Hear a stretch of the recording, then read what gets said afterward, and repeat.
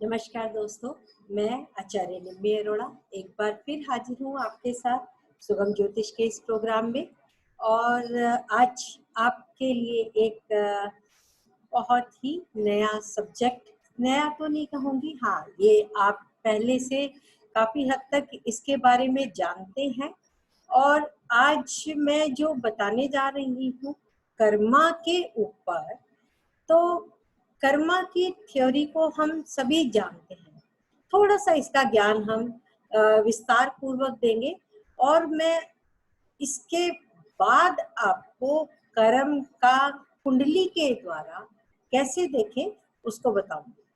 तो मेरी आज की वीडियो आने वाली वीडियो के लिए एक आधार है कि हम पहले जाने हमारा कर्मा क्या है, किस किस प्रकार के कर्मा होते हैं, इन सब की क्या जानकारी पहले हम ले लें। और यह वीडियो मैं आज अपने सभी मित्रों को जो ज्योतिष सीख रहे हैं, सीखना चाहते हैं, उनको समर्पित है। जिनको नहीं मालूम कि कर्मा की पूर्ण थ्योरी क्या है, देखिए पूर्ण थ्योरी तो मुझे लगता है शायद मुझे भी उसका ज्ञान नहीं है, लेकिन जितना मैं जानती हूँ और जितना हम थोड़ी सी टाइम में बता सकते हैं, क्योंकि कर्मा की थ्योरी बहुत बड़ी है। इस ज्ञान को अगर कोई देने लग जाए तो वो पूरा दिन भी लगा दे तो भी कम है। तो मैं बहुत ही थोड़े समय में और बहुत ज्यादा को भरने की कोशिश कर रही हूँ।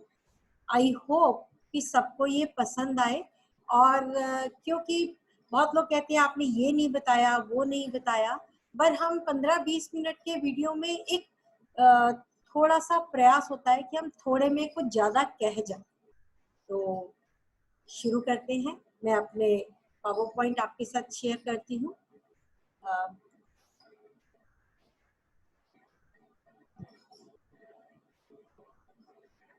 ज्योतिष और कर्म का सिद्धांत, ये हमारा आज का विषय है। और इसके लिए हम सबसे पहले कर्म का सिद्धांत जानते हैं क्या है। हमारी ज्योतिष विद्या का आधार है पुनर्जन्म। इस सिद्धांत से हमें पता चलता है कि हमारा जो शास्त्र है वो हजारों वर्ष पुराना है। और कुंडली जो है हमें कर्म की गति बताती है। कुंडली से हमें दशा और दिशा के ज्ञान द्वारा हमें मन के रुझान का पता चलता है, उसके बारे में पता चलता है। क्योंकि कुंडली में चंद्रमा हमारे मन का कारक है और वह हमारे मन का कारक हमारी दशाओं के द्वारा, जो चंद्रमा के द्वारा ही दशाओं का सिद्धांत हम सब जानते हैं कि चंद्रमा ही तय करता है कि हमारी दशाएं कब कौन सी आएगी। तो उन दशाओं और दिशा का ज्ञान हमें चंद्रमा के द्वारा ही मिलता है। तो वही हमारे कर्म की नियति मानसिक रूप से कैसी होगी उसे तय करता है। हमें किसी व्यक्ति से मिलने की आवश्यकता नहीं होती। कर्म हमें पहचान कर हमारे पास उस व्यक्ति को खींच लाते हैं, या हम स्वयं उस व्यक्ति के पास खींचे चले जाते हैं। जैसे कि हमें कहते हैं कि डेस्टिनी हमारी तय है, हमारा विवाह तय है, हमारा प्रॉपर्टी, हमारे माता पिता कौन होंगे, ये हम खुद स्वयं से तय नहीं कर सकते। हम कब जन्म लेंगे, किस परिवार में जन्म लेंगे, क्या हमारे पास अपना मकान होगा या हमें पिता द्वारा मिलेगा, क्या हम अपने बच्चों को बड़ा होते देख पाएंगे, उनके लिए कुछ कर पाएंगे, क्या हमारे माता पिता सदा हमारे साथ रहेंगे। यही हमारा कर्म का सिद्धांत हमें कुंडली के द्वारा बताता है। उसके लिए हम लगन, लग्नेश, चंद्रमा, चतुर्थ भाव, भावेश, सूर्य, पंचम भाव पंचमेश, दशम भाव दशमेश, अष्टम भाव क्योंकि हमारा आयु का भाव है, अष्टम भाव और अष्टमेश। यहाँ हम नवम भाव भी जोड़ते हैं, नवम भाव नवमेश, क्योंकि वह हमारा भाग्य का भाव है। यानी हमारा भाग्य हमें किस स्थान पर लेके आया है उसको हम नमन भाव से देखते हैं। तो इन सब का आपस में संबंध हमें व्यक्ति की छिपी हुई प्रवृत्तियां अथवा कर्म की जानकारी देते हैं। कर्म क्या है, कितने प्रकार के हैं? अब ये हम सब जानते हैं कि कोई भी व्यक्ति बिना कर्म किए नहीं रह सकता। बिना कर्म आरंभ किए कोई भी निष्कर्म नहीं हो सकता है। कर्म त्याग कर या तो व्यक्ति सिद्धि की प्राप्ति कर सकता है, और हमारा अधिकार कर्म करने में है, फल में नहीं है, क्योंकि कर्म करना प्रकृति है। हम अगर कुछ नहीं कर रहे होते तो यदि हम निद्रा में हैं तो भी वो एक कर्म है कि हम निद्रा में हैं, हम निद्रा का कर्म कर रहे हैं। यदि हम कोई काम नहीं कर रहे, केवल सोच रहे हैं, किसी गहन सोच में है, तो वह भी कर्म है कि हम सोचने का कार्य कर रहे हैं। पानी पी रहे हैं, खाना खा रहे हैं, यानी हर प्रकार का एक कर्म हम कभी न कभी किसी प्रकार से पूरे दिन में करते हैं। तो कर्म की प्रकृति क्या है, कर्म क्या है, कितने प्रकार का है, यह जानना बहुत जरूरी है। तो एक होता है कर्म कांड करने वाले कर्म, वह कर्म जो कर्तव्य कर्मों की शिक्षा, जो हमें आम जन यानी जो हम दुनिया में रहते हैं उसमें हर प्रकार के व्यक्ति होते हैं, लेकिन सभी पंडित की जो वेदों के ज्ञाता वो नहीं होते, सभी मंत्रों के ज्ञाता नहीं होते, सभी कर्म कांड नहीं करवाते।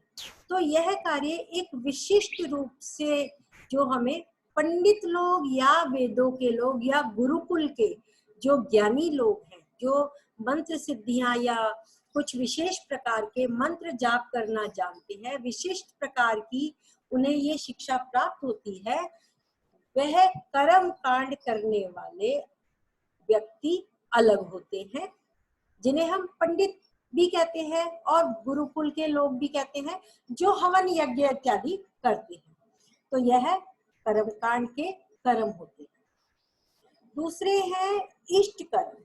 इष्ट कर्म जो कर्म कांड में ही दो आगे आते हैं, जो कि ये भी पंडितों द्वारा संस्कृत के ज्ञाता और गुरुकुल की शिक्षा प्राप्त के व्यक्ति जो औरों को शिक्षा देते हैं, ऐसे कर्म उनके इष्ट कर्म, यानी हमारे इष्ट हमारे ईश्वर द्वारा तय किए गए कर्म।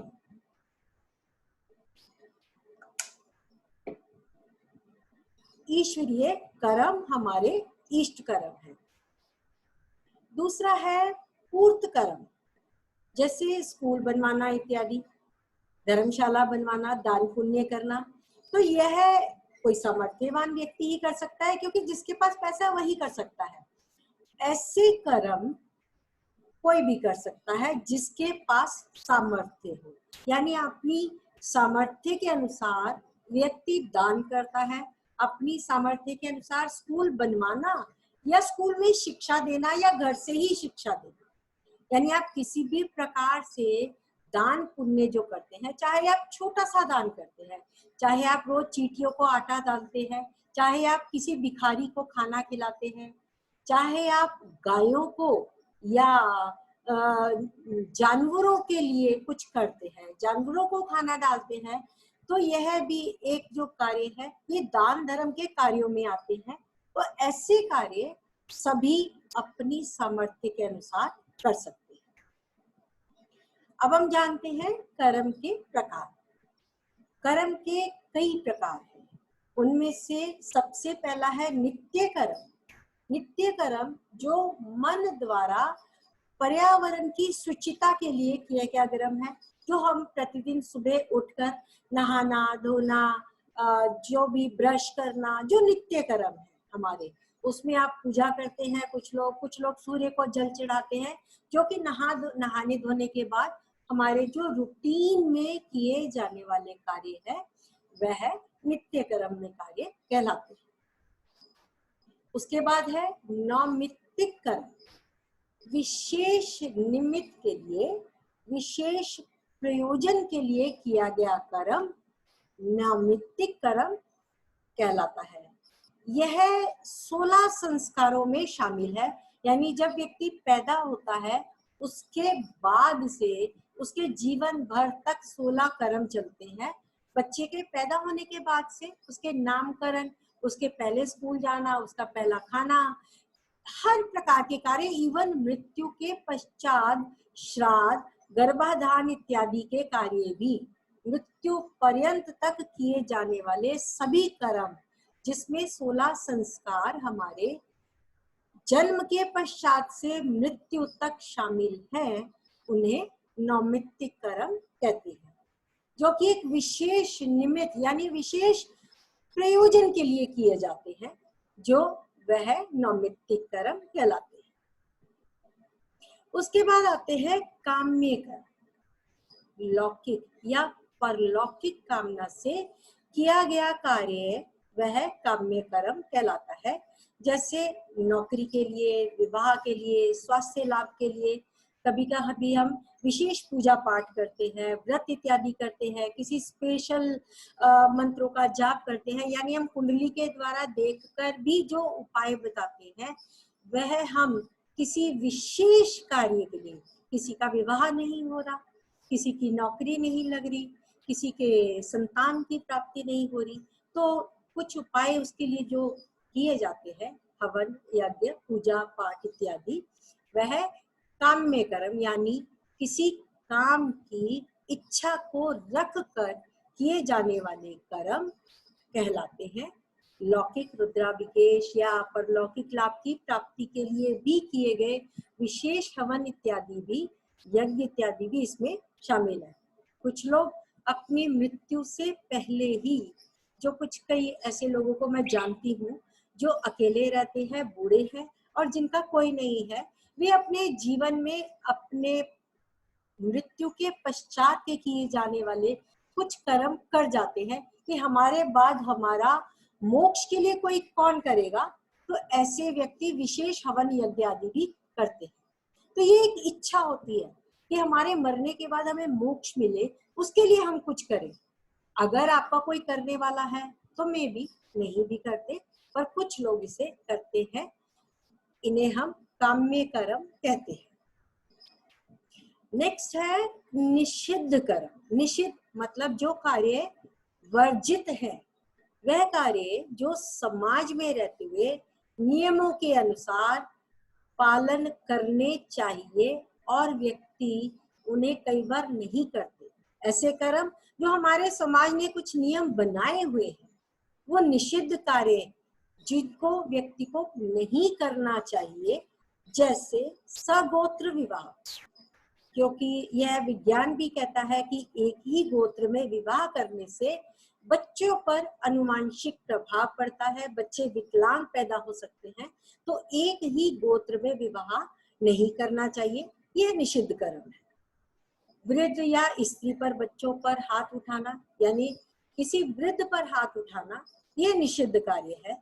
किसी स्त्री पर हाथ उठाना, किसी ऐसे व्यक्ति पर हाथ उठाना जो स्वयं अपनी रक्षा स्वयं नहीं कर सकते, वह निषिद्ध कार्य है। इन्हें पाप कार्यों की संज्ञा दी गई, यानी यह पाप कहलाते हैं। अगर आप ये कार्य करते हैं तो यह पाप कर्म है। तो बच्चों पर भी हाथ उठाना या बच्चों से ऐसे कार्य करवाना जो नहीं करवाने चाहिए, जिन्हें समाज भी इजाजत नहीं देता, बच्चों को दुख देना, तो यह निषिद्ध कर्म में आता है। अगला है प्रायश्चित कर्म। अपने किए हुए कर्म का ज्ञान होने पर पछतावे के रूप में उससे छूटने के लिए किया गया कर्म प्रायश्चित कर्म कहलाता है, जिसे हम ज्योतिष के नाम पर उपाय भी करते हैं ताकि पूर्व में किए गए पापों से या कष्टों से मुक्ति मिल सके। ऐसे कर्म जैसे आपने कभी किसी के लिए कुछ बुरा किया हो, यह सोचकर कि उस व्यक्ति ने मेरे लिए अच्छा नहीं किया, किंतु बाद में आपको पछतावा होता है यह जानकर कि नहीं, उस व्यक्ति ने अपने तरफ से मेरे लिए अच्छा किया था और यह वो व्यक्ति नहीं है जो मैं समझता था, तो आपको एक पछतावा होता है, एक गिल्ट होता है। अपने ही गिल्ट को खत्म करने के लिए आप कुछ प्रायश्चित करते हैं।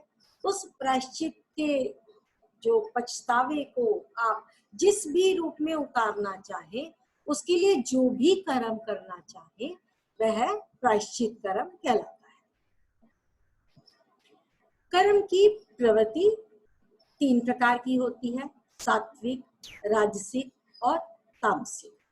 सात्विक यानी जिसमें हम सदैव हवन, यज्ञ इत्यादि का इस्तेमाल करते हुए और पूर्णतया अपने मन से भी बिल्कुल शुद्ध रहकर जो कार्य करते हैं, वह सात्विक में आते हैं। राजसिक कार्य जिसमें हम बड़े पैसे के दम पर जो कार्य करते हैं, या पैसे के साथ पैसे की, या ये कह दो पैसा ना हो तब भी अपनी पावर, अगर आप बहुत हाई लेवल के हैं, अपनी पावर का इस्तेमाल करते हुए जो कार्य करते हैं, उसमें दान पुण्य भी है और किसी को दुख देना भी है।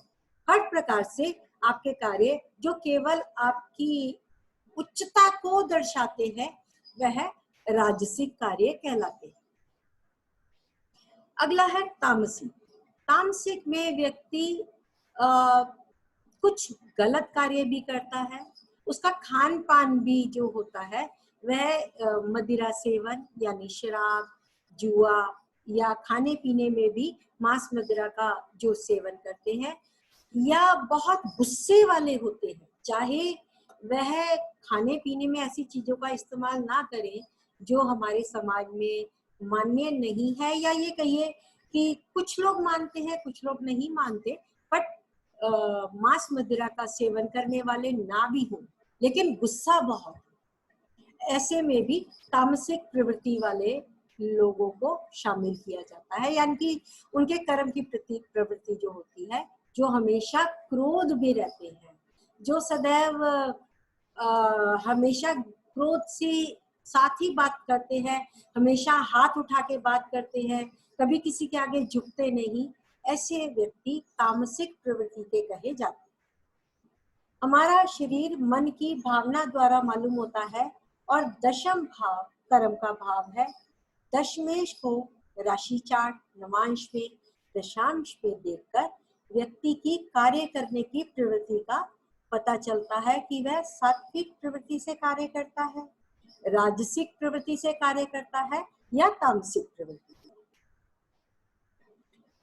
हमारे कर्म को 4 स्रोतों में बांटा गया है, जिसमें आगामी कर्म, क्रियामान कर्म, प्रारब्ध कर्म, संचित कर्म है। संचित कर्म जो जन्म के प्रारब्ध में, जिन्हें हम पूर्व के जन्मों से लेकर आए हैं, वह संचित कर्म है। इसका पता हमें पंचम भाव से लगता है, क्योंकि सारे कर्म हम इसी जन्म में नहीं भोग सकते। हम इस जन्म में कुछ कर्म भोगते हैं, और कुछ लोगों का जो लेना देना है हमारा रह जाता है, इसे ही हम प्रारब्ध कहते हैं। जिन व्यक्तियों का यह अंतिम जन्म होता है, यह व्यक्ति सारे संचित कर्मों के लाभ व हानि भोगता है, वरना व्यक्ति अपना प्रारब्ध या भाग्य ही भोगता है, जिसे हम 12वें भाव से देखते हैं।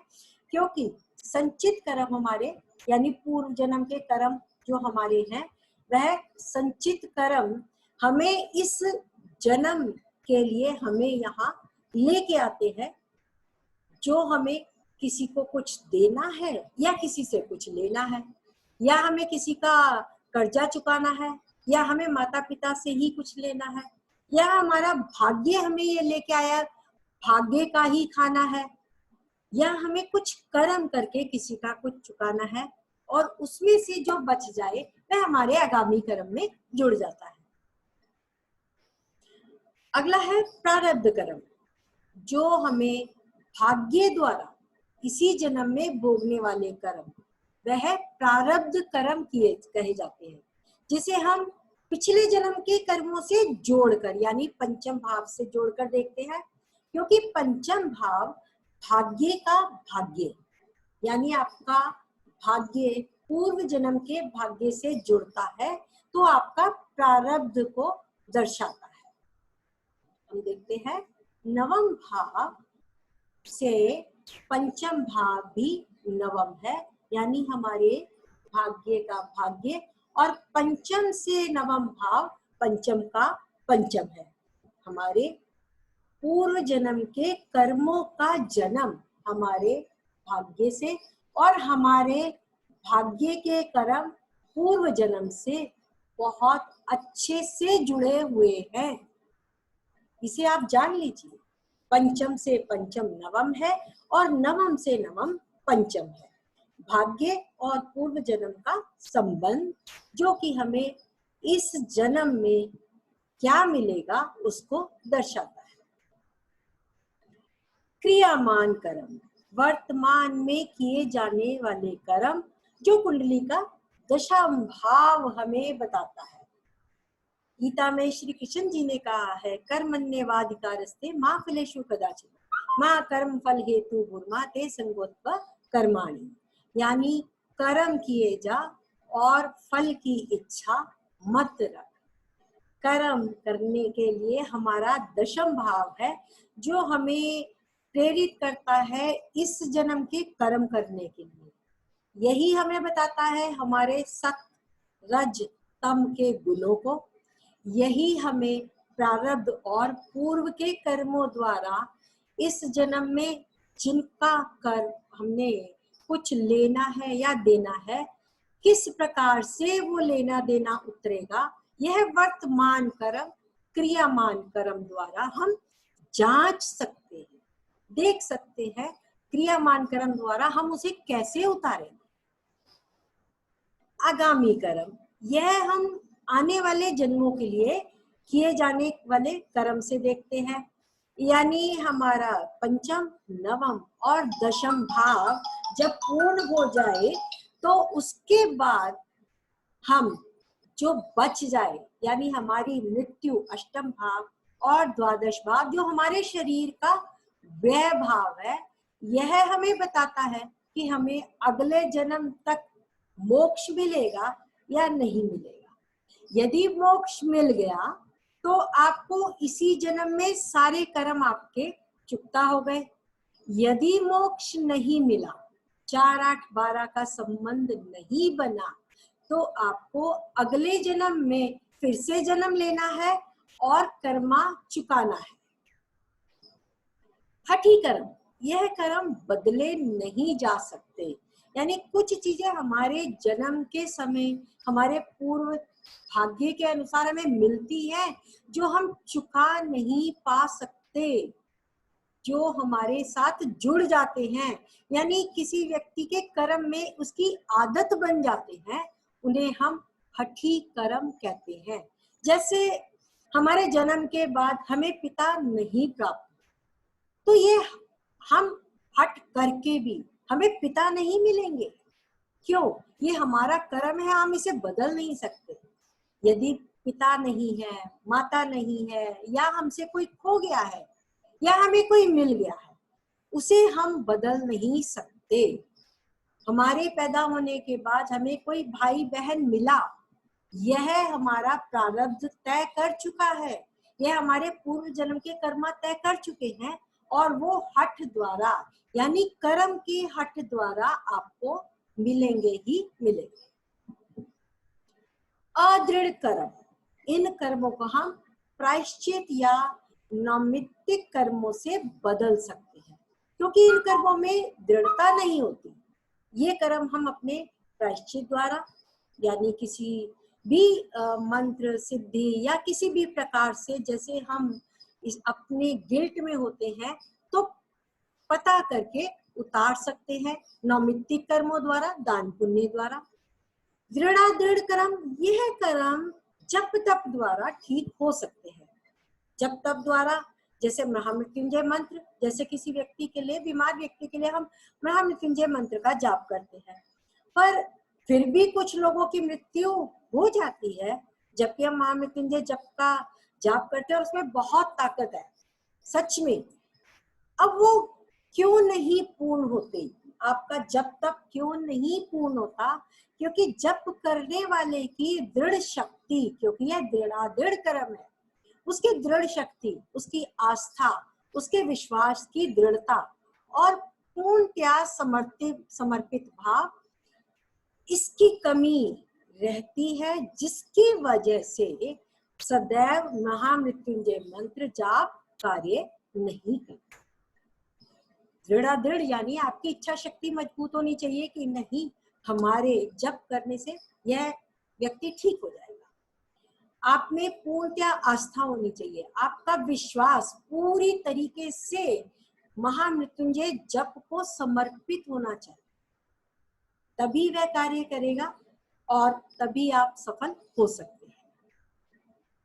कर्म एवं अकर्म, मनसा वाचा कर्मणा, मन से, वाणी से या वचनों द्वारा किए गए कर्म या आपके परिश्रम द्वारा किए गए कर्म, यह वाले कर्म ही अकर्म भी बन जाते हैं।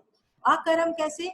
यानी आप अपनी वाणी के द्वारा या मन द्वारा किसी को बुरा कहते हैं या बुरा सोचते हैं या बुरा बोलते हैं, तो आपके कर्म अकर्म में बदल जाते हैं। आप अपने मन से, आप हमें कई बार देखेंगे, आप सोए होते हैं और आपके पास बैठ के कोई आपके बारे में बात करता है तो आपके जो है इंद्री खुल जाती है और आप जाग जाते हैं। उसी प्रकार से यह टेलीपैथी, जब आप किसी के बारे में सोच में भी गलत बोलते हैं, कहीं ना कहीं उस व्यक्ति तक यह आपकी सोच पहुंचती है और कई बार आपको भी नुकसान करती है। तो मन, वचन और कर्म से भी आप अपने आप को शुद्ध रखें, अपनी आत्मा को शुद्ध रखें। जो बिना फल की इच्छा की गए कर्म है वह अकर्म है, जो मोक्ष की तरफ ले जाता है। यानी आप काम कर रहे हैं, आप दान कर रहे हैं, आप किसी का भला कर रहे हैं, उससे बदले में कुछ पाने की इच्छा नहीं रखते। आप अपने घर में भी किसी के लिए कुछ करते हैं तो उससे पाने की इच्छा नहीं रखें। आप अपने संतान के लिए कुछ करते हैं तो उससे भी इच्छा मत रखें। जो आपको सुख देगा, क्योंकि आपने इच्छा नहीं रखी और आपको कुछ मिल गया, तो वह आपको खुशी देगा। एक्सपेक्टेशन को खत्म करेंगे तो आपको, यानी एक्सपेक्टेशन जितनी हाई, दुख उतना ज्यादा, और एक्सपेक्टेशन जितना आप कम या खत्म करेंगे उतना आप मोक्ष की ओर जाएंगे, उतना आप अकर्म की तरफ जाएंगे। शुभ व अशुभ कर्म जो परमात्मा को समर्पित है, जो विवेक से किए जाते हैं, इसे कर्म नहीं बांधते, यानी ऐसे कर्मों को ईश्वर स्वयं काटते हैं। ये सभी प्रकार से कर्मों से मुक्ति है। यानी आप यदि अपने सात्विक मन से रहते हैं, किसी का बुरा नहीं करते और धर्म का पालन करते हैं, कोई इच्छा भी नहीं रखते। हालांकि ये बहुत मुश्किल है करना, लेकिन अगर आप परिवार में रहते हुए भी अकर्म के साथ में प्रभु को समर्पित होकर कार्य करेंगे तो प्रभु स्वयं आपके कष्ट दूर करेंगे, अब आपको आपके कर्मों से मुक्ति भी देंगे। जन्म मृत्यु, जन्म, जो जन्म लेता है उसकी मृत्यु निश्चित है, तो फिर मृत्यु के पश्चात फिर से जीवन है, इसलिए उसके लिए मोह कैसा। हमारे कर्म ऐसे हैं जैसे झुंड में गाय अपने बछड़े को पहचान लेती है, वैसे ही कर्म अपने कर्ता को पहचान कर उसके पास पहुंच जाते हैं और कर्ता को अपने पिछले जन्म के कर्म से शुभ और या अशुभ, यानी आपने कर्ता को कुछ देना है या लेना है। यदि आपने देना है तो आप उसके लिए शुभ करेंगे, यदि कुछ लेना है तो आप उसे पीड़ित करेंगे, या वो स्वयं आपके लिए कुछ करे, यानी कर्म भी आपको स्वयं पहचान कर आपके पास आ जाए। कर्ता स्वयं ना आए तो आप कर्ता के पास चले जाएं, वो शुभ अशुभ फल आपको भोगने ही पड़ते हैं। कर्म भोगने के लिए हमें हमारे स्थूल शरीर की, हमारे जो यह तन है इसकी जरूरत पड़ती है, यानी कुंडली का लगन, जो त्वचा, मांस, रक्त, स्नायु, चर्बी, मज्जा और हड्डियों का बना है, इसी के द्वारा हम कर्मों का भुगतान करते हैं। तो यह मेरा कर्मों पर छोटा सा प्रयास है आपको बताने का क्योंकि मेरी नेक्स्ट वीडियो जो मैं बनाने वाली हूँ उसके लिए मैं आपको बताऊंगी कि हम अपने कर्मों को कैसे पहचानें,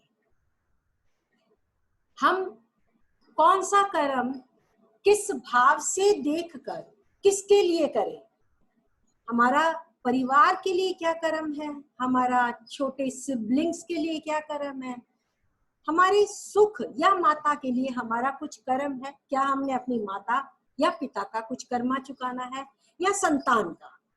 तो इसके बारे में विस्तार से मैं अपने अगले वीडियो में आपके साथ फिर से मिलूंगी। आपके सुझावों का मुझे इंतजार रहेगा। आपका बहुत बहुत धन्यवाद। मैं आप सबका बहुत शुक्रिया अदा करना चाहूंगी क्योंकि समलैंगिकता के ऊपर आपने उस वीडियो पर अपने कमेंट्स दिए और मुझे आपने कुंडलियां भेजी। मुझे वो बहुत अच्छा लगा कि आपने मेरे साथ अपने व्यूज शेयर किए और मेरे पास एक डाटा कलेक्शन आई बहुत अच्छी। Thank you so much. आप इसी तरीके से अपना प्यार, अपना दुलार मेरे साथ बनाए रखिए और अपने विचार भेजते रहिए। बहुत जल्द आपको मिलेंगे। मुझे इंतजार रहेगा कि आप मेरे इस वीडियो को भी लाइक करें, सब्सक्राइब करें। कंसल्टेंसी के लिए आप मेरे से एक अमाउंट देकर, कंसल्टेंसी फी देकर कंसल्टेंसी ले सकते हैं। मैं ऑनलाइन क्लासेस भी देती हूँ। आप अपनी आवश्यकता अनुसार मेरे से संपर्क कर सकते हैं। मेरे नंबर आप सभी के पास है 9810413384। आप सभी का बहुत बहुत शुक्रिया। आभार।